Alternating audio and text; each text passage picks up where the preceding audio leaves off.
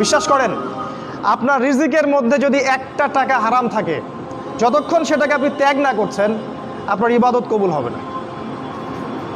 কোনো ক্ষমতা নাই এই হাদিসটাকে উল্টায় দেওয়ার।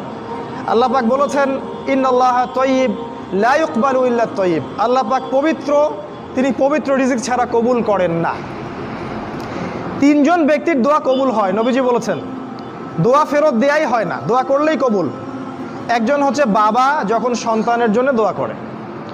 2 নাম্বার, যখন কোনো মুসাফির মানে সফর করছে যারা আল্লাহর পথে বা মুসাফির, তারা যখন আল্লাহর কাছে দোয়া করে, দোয়া কবুল হয়ে যায়। আরেকটা দোয়া হলো মাজলুম, কারো উপর জুলুম করা হয়েছে, এই মাজলুম যখন জালেমের বিরুদ্ধে বদদোয়া করবে, তখন দোয়া কবুল হয়ে যাবে। এই মুসাফিরের দোয়া কবুল হয়। একজন মুসাফির হাত তুলে আল্লাহকে বলছিল, আল্লাহ আমাকে এইটা দাও, আল্লাহ আমাকে ওইটা দাও। আর আমাদের নবীজি দেখে বললেন যে মুসাফিরের দোয়া কবুল হয়, কিন্তু এই ব্যক্তির দোয়া কেমন করে কবুল হবে যার খাবার হারাম, পানীয় হারাম, পোশাক হারাম, সবই হারাম। মানে রিজিক হালাল না হওয়া পর্যন্ত ইবাদত কবুল হবে না।